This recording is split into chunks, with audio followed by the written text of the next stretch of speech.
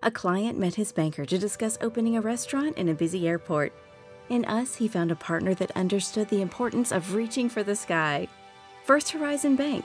Let's find a way. Go to firsthorizon.com/Mac. An avid cyclist dreams of turning his passion into a business. He consults his banker to help find the best path. Now bike wheels are being built, and all it took was a little push to get rolling.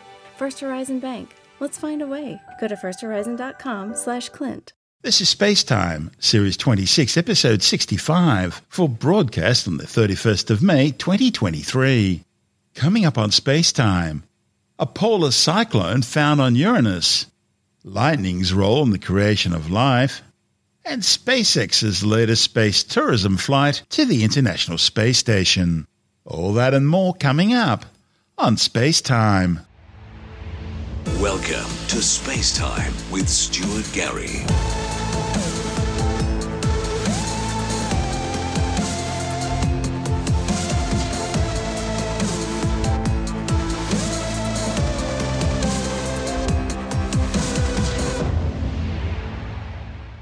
Astronomers have discovered what appears to be a polar cyclone on the planet Uranus. The findings, reported in the journal Geophysical Research Letters, are based on new observations obtained thanks to the distant planet's orbital position relative to the Sun and the Earth. You see, Uranus orbits the Sun virtually on its side. Its spin axis is pretty much always pointing to the same place in space, regardless of its orbital position around the Sun. The Earth does the same thing with its spin axis. It virtually always points towards the same place in space, and that's what gives us our seasons. But while Earth takes just 365 and a quarter days to complete each orbit around the Sun, the ice giant Uranus takes 84 Earth years. And now's the time when it's in just the right position. So scientists used the radio antenna dishes of the Very Large Array in New Mexico to get some unprecedented views of Uranus as its northern pole came into view during its long orbit around the Sun. And by examining radio waves emitted by the ice giant, astronomers detected a polar vortex at the planet's north pole. The findings confirm a broad truth about all the planets with substantial atmospheres in our solar system. It seems whether the planets are composed mainly of rock or gas, their atmospheres all show signs of swirling vortices at the poles, except for Mercury, which has no substantial atmosphere. In truth, scientists have long known that Uranus's south pole also has such a feature. Back in January 1986, NASA's Voyager 2 spacecraft imaged methane clouds during its flyby of the planet, identifying winds at the south polar center, which are spinning faster than over the rest of the pole. But Voyager 2's infrared measurements observed no temperature changes, and that's where these new measurements are different, because they do. Since around 2015, astronomers have been getting a better and better view of the Uranus North Pole. And as their view improves, they've been able to look deeper and deeper into the northern polar atmosphere. The study's lead author, Alex Atkins from NASA's Jet Propulsion Laboratory in Pasadena, California, says the new observations tell scientists a lot about the story of Uranus. They show that it's a much more dynamic world than what one might have thought. It's not simply just a plain blue ball of gas. But unlike the typhoons, hurricanes and tropical cyclones of Earth, cyclones on Uranus aren't formed by water, nor do they drift around the place like they do on Earth. They're simply just locked in at the poles. Researchers will be watching closely in coming years to see how the newly discovered Uranus cyclone evolves. That's important because the National Academy's 2023 Planetary Science and Astrobiology Decadal Survey has prioritized Uranus for exploration. And in preparation for such a mission, planetary scientists are focused on bolstering their knowledge about the mysteries of the ice giant system.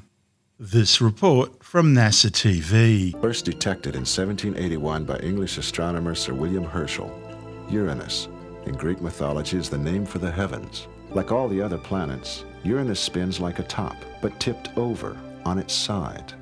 Strangely tilted and off-center, Uranus's magnetic field extends in a bizarre corkscrew tail millions of miles into space.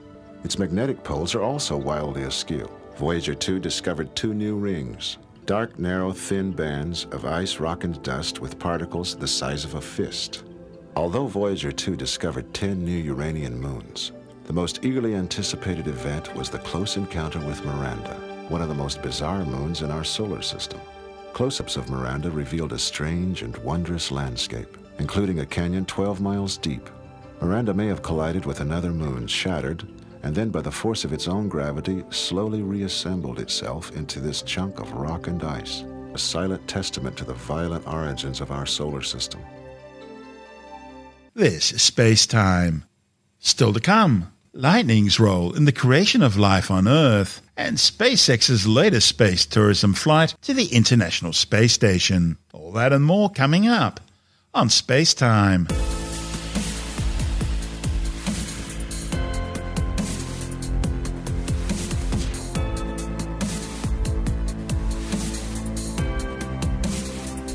Recently, our client John met his banker to discuss plans for a clean energy building. What he found was a shared passion for building something more. Momentum for change. First Horizon Bank. Let's find a way. Go to firsthorizon.com/John. A new study has shown that lightning's role in making nitrogen available for life on Earth may have been relatively short-lived. Although lightning's been invoked as a major source for bioavailable nitrogen for life on early Earth, the new findings, reported in the journal Nature Geoscience, show that our planet's biosphere quickly became independent from this nutrient source. Nitrogen is a key element for the origin and evolution of life as we know it. Like today, nitrogen in the atmosphere of the early Earth was mainly present in the form of unreachable nitrogen molecules, denying organisms easy access to this resource. Now, some microorganisms are capable of converting molecular nitrogen gas into bioavailable forms like ammonium. But before the emergence of this metabolism, energetic processes such as lightning must have been responsible for breaking apart these nitrogen molecules. To investigate how lightning can make nitrogen available for life, researchers conducted a series of spark discharge experiments. They filled glass flasks with water and different gas mixtures, resembling the atmospheres of both modern-day and early Earth. And they then subjected these gas mixtures to an electric discharge of nearly 50,000 volts. After the experiments, the scientists measured the composition of the gas mixture in water, and they detected increased concentrations of nitric acid, nitrite, and nitrates. The study's lead author, Patrick Barth from the University of St Andrews, says the results clearly show that lightning can efficiently produce nitrogen oxides in a carbon dioxide-rich atmosphere, the sort of atmosphere that likely existed on the early Earth. This, therefore, provides a potential source for nutrients for life at that time.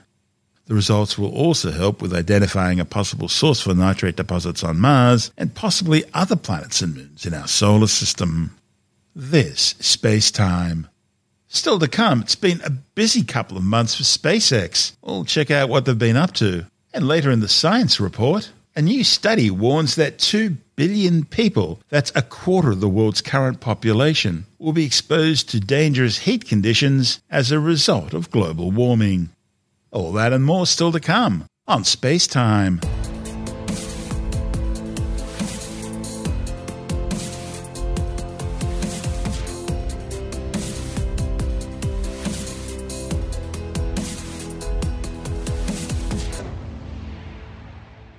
SpaceX has launched another space tourism flight, this one to the International Space Station. The Axiom 2 flight carried a rich Tennessee businessman who started his own racing car team, 2 wealthy Saudis, and an experienced former, now retired NASA astronaut on a 10-day trip to the orbiting outpost aboard the Dragon capsule Freedom. The mission aboard a Falcon 9 rocket from Pad 39A at the Kennedy Space Center in Florida launched 16 hours before docking to the International Space Station. FTS is armed, Falcon 9 is in startup and is now controlling. Dragon is in countdown. Dragon, SpaceX, go for launch. Dragon, copy, go for launch. T-minus 10, 9, 8, 7, 6, 5, 4, 3, 2, 1. Engines full power. And liftoff, Falcon 9. Go Axiom. It's 1 Alpha. Copy, 1 Alpha. Together we expand what is possible in low Earth orbit. Ad Astra and Godspeed AX2. T plus 36 seconds into flight. A great view of Falcon 9 heading to space. Power and telemetry is nominal. Stage 1 throttle down. Power telemetry nominal. We're into the throttle bucket. The first stage is throttle down power on the Merlin engines in preparation for max Q. Falcon 9 is supersonic. Faster than the speed of sound. Stage 1 throttle up. Max Q. We're out of the throttle bucket. Stage 1 Bravo. Copy, 1 Bravo. We're at full power, and that call at 1 Bravo, that's another one of those abort modes. As we get higher and faster, the logic for Dragon, should a contingency occur, changes from stage to stage. Impact chill is underway. Chill announcement says we're getting the turbo pump on the second stage engine cooled down in preparation for its light up coming up in just another minute from now. They're getting ready. We're going to get 3 events here. Main engine cutoff, stage 1 throttle separation, down. and then we're going to light the second stage engine. We've heard the throttle down in preparation for stage separation. Eco. 2 Alpha.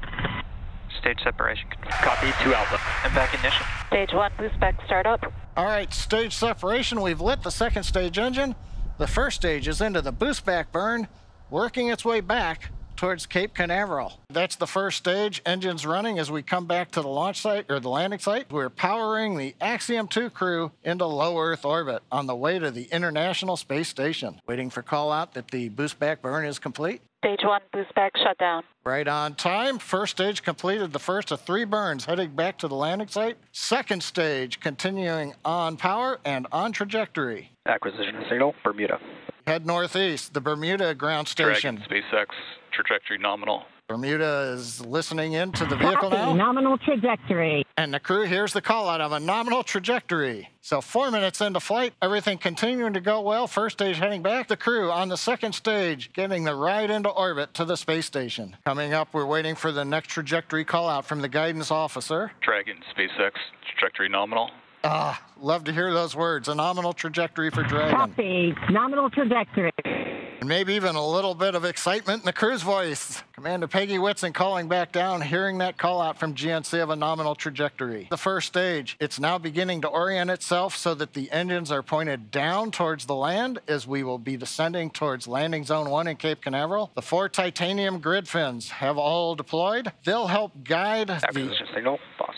They'll guide the first stage through once we get into the atmosphere following the entry burn, which will be coming up here in another couple of minutes. The second stage with the Dragon capsule on top, heading up the eastern seaboard of the U.S. We've just heard the call out of Boston. That's the New Hampshire tracking station, has picked up the signal. Dragon, SpaceX, trajectory nominal. GNC continuing to make those call outs that we want to hear. Everything Trajectory continuing nominal. to look good. And the crew echoing them right back down. Stage 1 entry burn startup. And there we heard that the startup burn for that stage 1 booster has now begun. Stage 1 entry burn shutdown. And conclusion of that entry burn, that burn helps to slow the vehicle down as it re-enters the Earth's atmosphere. The first stage sees high drag, which scrubs roughly 70% of the velocity by the time that Dragon, landing. SpaceX, trajectory nominal. Love to hear that call out. Everything. Nominal trajectory. This booster is attempting a landing at LZ1. Stage 1 transonic.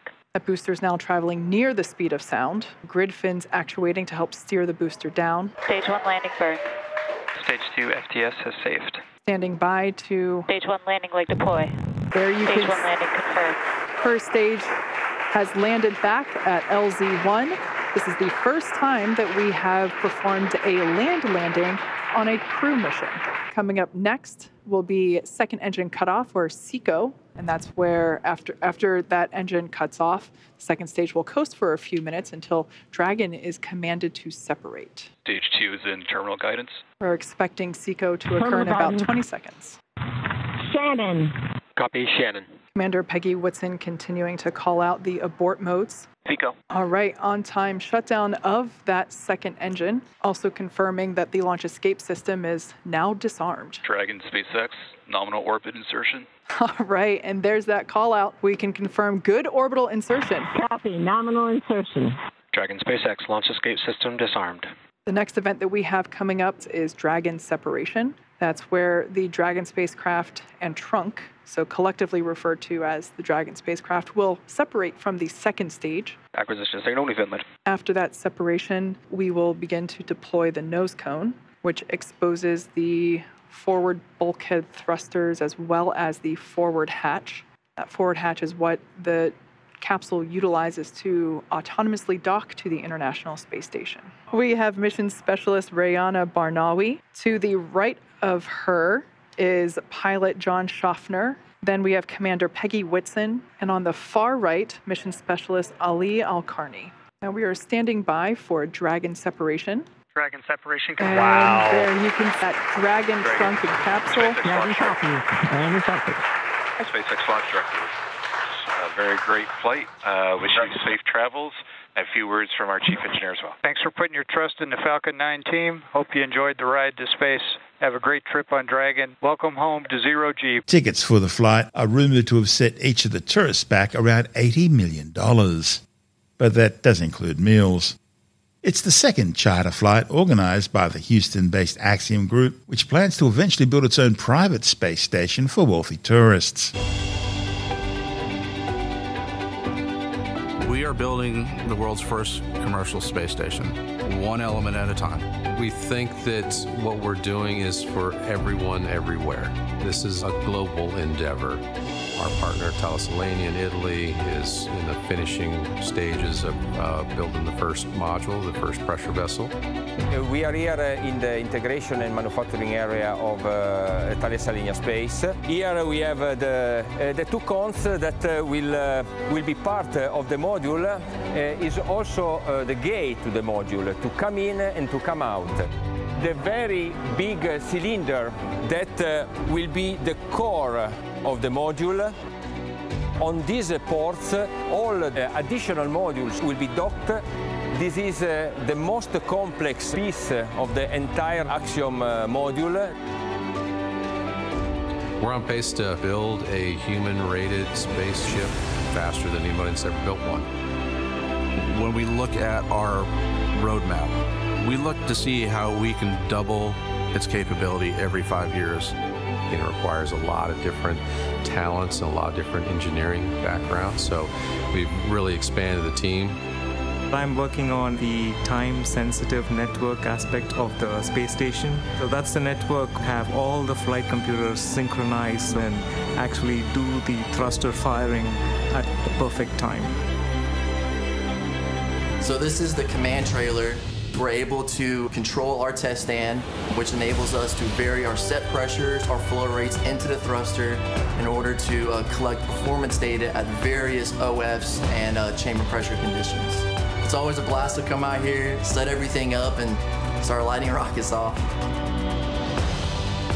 We have the carbon dioxide removal subassembly. We're going to be creating the most integrated ecosystem that has ever been put into space thus far, which is a really cool thing to be able to say. I fabricate PC boards and cables and harnessing.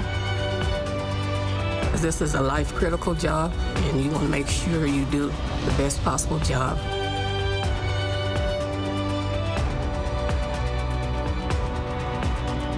15 to 20 years from now, we're going to be surrounded by objects that we can't imagine how we live without, that were manufactured in space. I think there's another promise too, and that's why I'm really excited about the X2 crew. There is this effect that people have gone to space and had. This is called the overview effect. Many people have come back profoundly changed because of their experience. And I think the more people that we can have that see the world as the whole world, the better off we all are.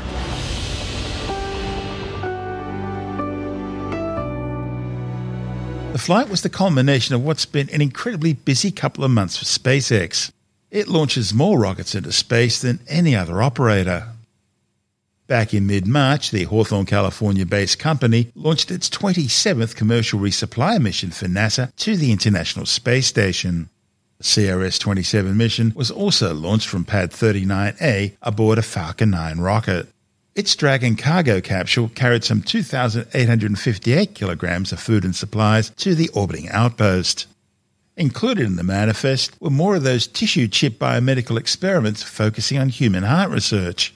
There was a new camera image tracking stabilization project designed by high school students, an experiment replacing gravity with capillary forces to control liquids that can absorb carbon dioxide, tests looking at the antimicrobial properties of different materials in space to help fight bacterial contamination, and a study examining how radiation-resistant microbes, as well as moss spores and biochemical compounds including amino acids, respond to space exposure.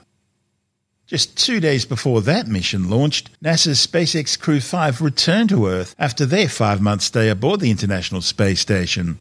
Their Crew Dragon capsule splashed down in the Gulf of Mexico, just off the West Florida coast. We're coming up to the deorbit burn. Now again, this is going to be an 11-minute burn, approximately. We've got to slow the astronauts down from orbital velocity at 17,500 miles per hour and put them on that track to Tampa, Florida, and that splashdown. Some of the thrusters are firing, so the orbit burn is underway. Again, started right on time at 5:11 p.m. Pacific, targeting about 11 minutes for that burn. Within just the last 10 minutes, Dragon jettisoned its trunk. It initiated that deorbit burn about 2 minutes ago now. So for these operations, NASA and SpaceX closely coordinate with the United States Coast Guard. Before we go any further, let's go ahead and take a minute to meet our crew. First up is Nicole Mann. She's the California native who holds a Master of Science in Mechanical Engineering and is a colonel in the Marine Corps. She was an FA-18 Hornet and Super Hornet test pilot and deployed twice aboard aircraft carriers in support of combat operations in Iraq and Afghanistan. Nicole was selected by NASA in June 2013 and in the years that followed led the astronaut corps in the development of hardware in the Artemis program. She is the Dragon commander for Crew 5, which was her first space flight, and she is also the first Native American woman to stay on the International Space Station. Sitting next to Nicole is Josh Cassada, who grew up in Bear Lake, Minnesota. The physicist and U.S. Navy test pilot flew 23 combat missions and later became an instructor at the U.S. Naval Test Pilot School, which is a common path military officers take to join NASA. Cassada is one of more than 100 graduates who became astronauts going back to the Mercury program. On Earth, he served as capsule commander in mission control, but for his first space flight on Crew 5, he has served as pilot on Dragon. In the role of mission specialist, that's Japanese astronaut Koichi Wakata. Koichi has a doctorate in aerospace engineering and in 1996 became the first Japanese mission specialist aboard the Space Shuttle Endeavour for STS-72. In addition to his current mission, Koichi flew 4 Space Shuttle missions, a Roscosmos Soyuz, and was on a long-duration stay aboard the International Space Station. And just on March 6th, Koichi reached his 500th day in space. Wow, that's pretty incredible. The second mission specialist is Roscosmos cosmonaut Anna Kikina. She graduated from the Novosibirsk State Academy of Water Transport in 2006. In 2012, Anna officially became a candidate for the position of test cosmonaut. Crew 5 was Anna's first flight into space as part of the resumption of integrated crews on U.S. Crew spacecraft and the Soyuz with the Russian State Space Corporation, Roscosmos. Now we are still in that deorbit burn. All of those 4 Draco engines firing for the last time before closing that nose cone and preparing the capsule for re-entry. Deorbit burn complete. Performance nominal. Nose cone closure initiated. Dragon copy.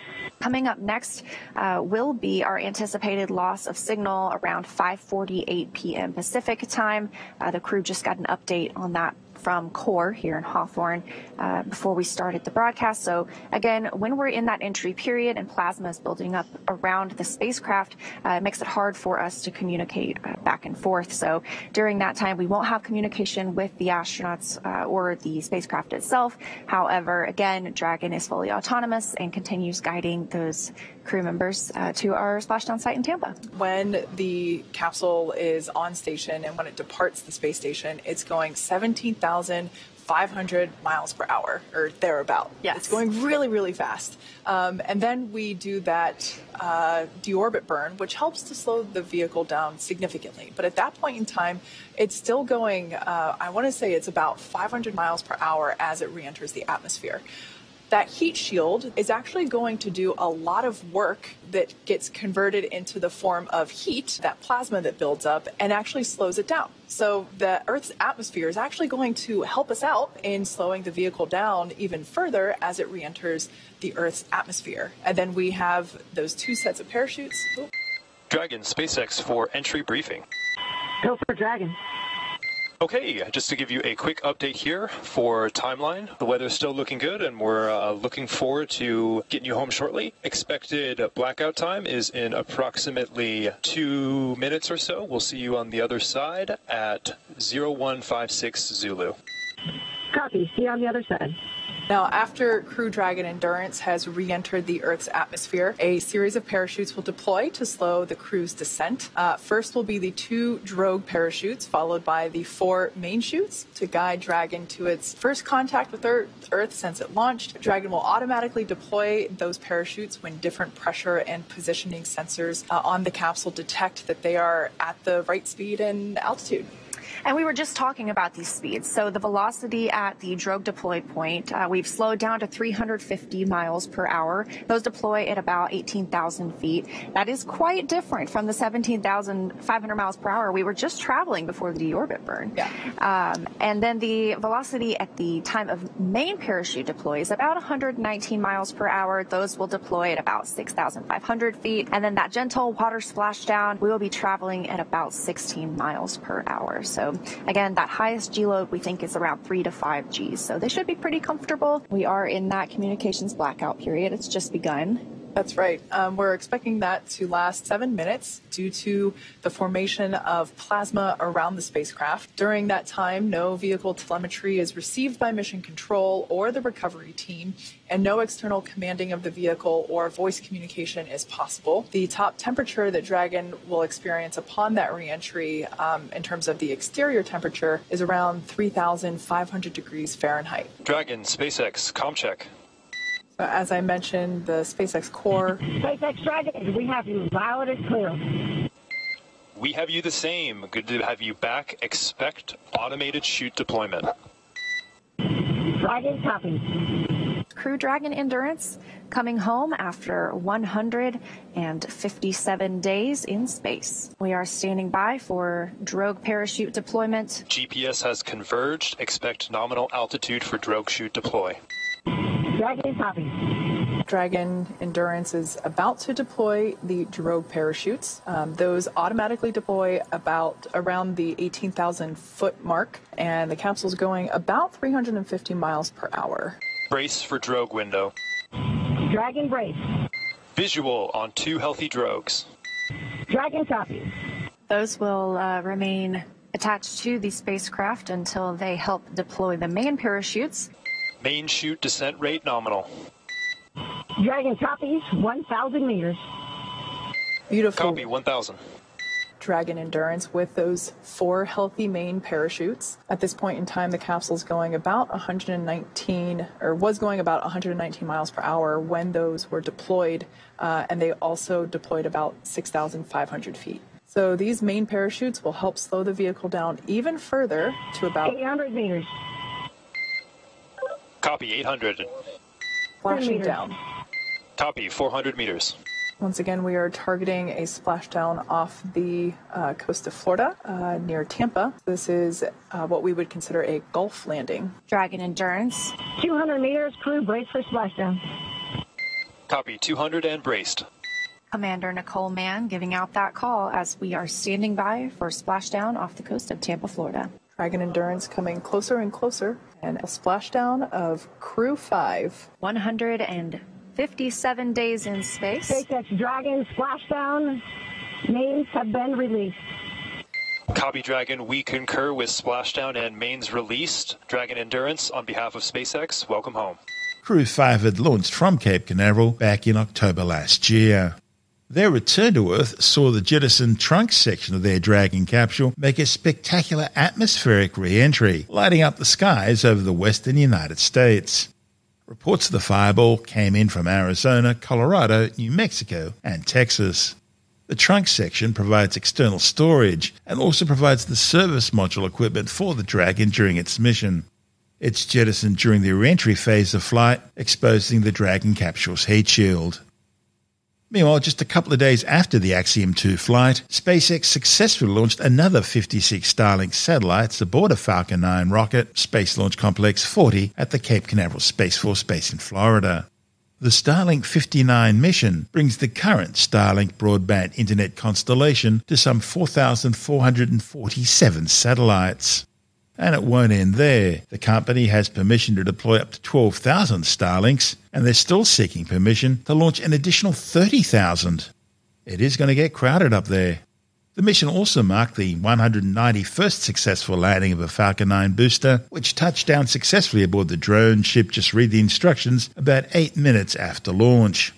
The drone had been pre-positioned downrange in the North Atlantic Ocean. Now, this flight took place just 4 days after SpaceX launched another 51 Starlink satellites aboard a Falcon 9 rocket from the other side of the country on Pad 4E at the Vandenberg Space Force Base in California. That booster stage also returned safely to Earth, landing on the drone ship, of course, I Still Love You, which had been pre-positioned downrange in the North Pacific Ocean. Meanwhile, after severe weather and technical delays, SpaceX finally managed to launch their Falcon Heavy rocket. It carried the ViaSat-3 Americas satellite, together with 2 smaller communications satellites, Arcturus and GS-1. The flight from Space Launch Complex 39A at the Kennedy Space Center successfully placed the trio of satellites into geostationary orbits 36,000 kilometers above the Earth. The 6,000-kilogram Boeing-built ViaSat-3 Americas satellite is the first of 3 new-generation broadband satellites using the 702 platform. The 300-kilogram secondary Arcturus payload was Astronus Space Technology's first commercial satellite. It'll deliver data at rates of up to 7.5 gigabytes per second for Alaska and surrounding areas. The third satellite was Gravity Space's GS-1 CubeSat. It carried several payloads, including the Indonesian Nusantara H-1A, which features Ku, Ka, and Vq frequency bands, as well as an Infinite Orbit's autonomous navigation system, which uses computer vision capabilities driven by machine learning-based estimation techniques to track resident space objects. This was also the first launch in which SpaceX intentionally expended all 3 of its first-stage boosters from the Falcon Heavy rocket. The Falcon Heavy is made up of 3 first-stage boosters strapped side by side, acting as a single core stage.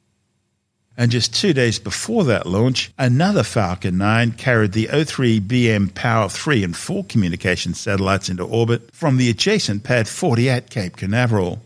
And the Falcon 9's first-stage booster from that mission also landed safely aboard a drone ship after the launch. They say space is hard, but you got to admit, SpaceX really do make it all seem easy. This is SpaceTime.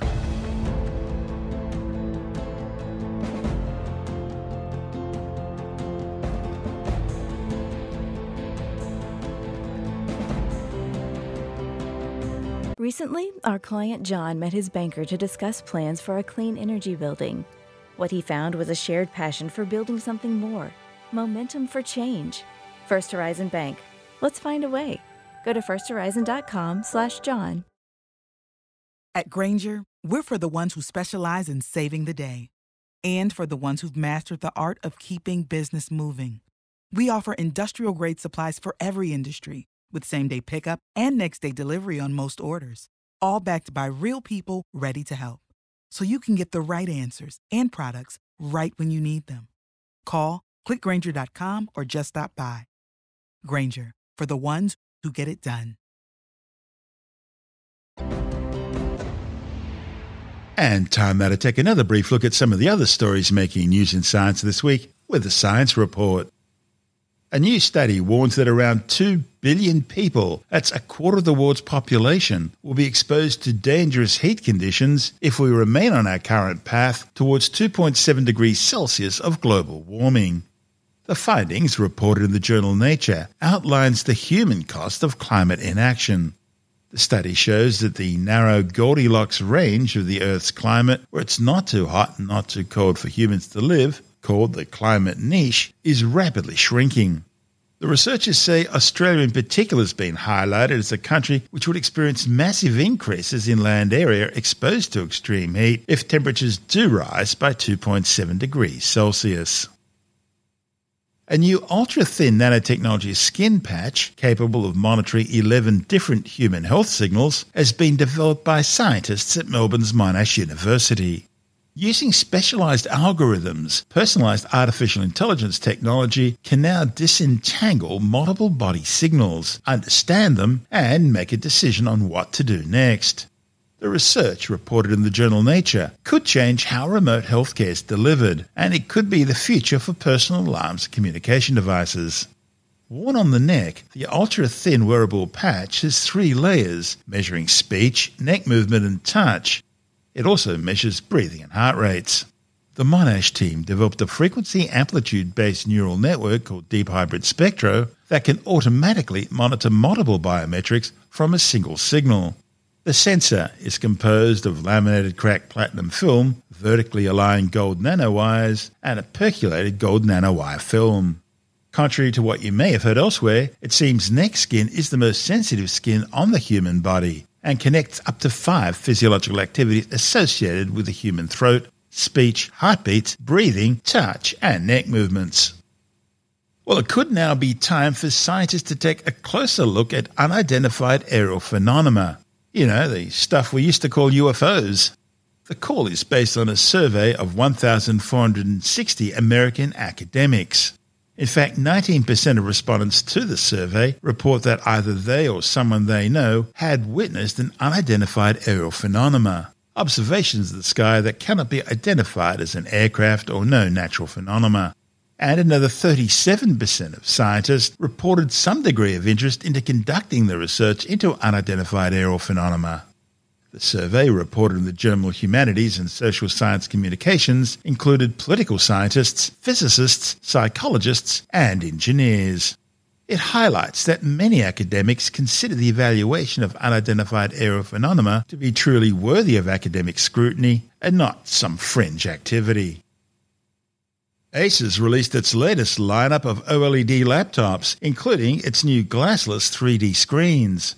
With the details, we're joined by technology editor Alex Harov-Reut from TechAdvice.life. Well, Asus have launched a whole stack of new laptops, 24 of them actually in the current 2023 lineup. And what differentiates these from the laptops of the past is that they all have OLED screens. Now, there's still a couple of laptops in the range that are priced sort of under $1,000 that don't have OLED, but the cheapest one is $1,399 Australian with an OLED screen. So OLED used to be quite expensive because the screen quality is really special. It's got deep blacks and it's just a much more vibrant than your traditional LCD or LED traditional screen. So with OLED, Asus buy so many of these screens that they've been able to push the prices down, and they're now the number one OLED laptop maker. And their VivoBook range, which is sort of their entry-level sort of range, that's got all OLED displays. They've got a sort of a range in the middle, the ZenBook, including the ZenBook Duo, which is the model that comes in 14 and I think 16-inch sizes. It's got a main screen and a secondary screen above the keyboard, and both of those are now OLED and touch. And the one on the keyboard side is matte, so it's not reflecting things, and it raises automatically when you open up the laptop for extra airflow. And there's also a ZenBook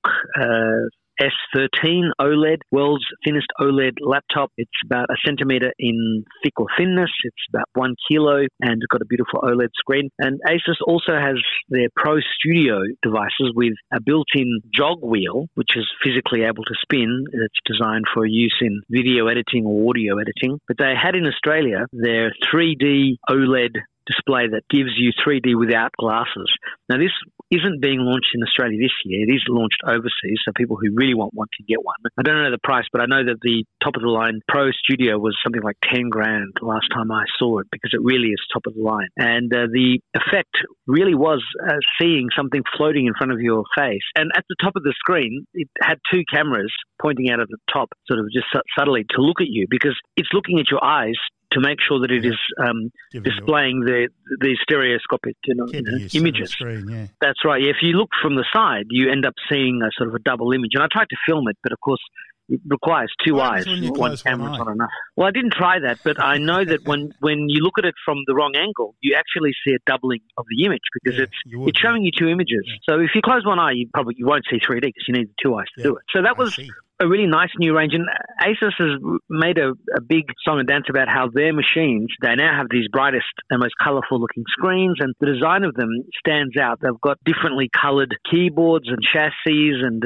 using a lot of recycled materials, and they definitely look more stylish than your traditional HP or Dell laptop. I mean, those guys obviously tried to, sexy up their devices as well. But certainly when you go into a store and you see all these different brands, Asus really wants to catch your eye and hopefully catch your wallet as well. That's Alex Zaharov-Reutt from TechAdvice.life.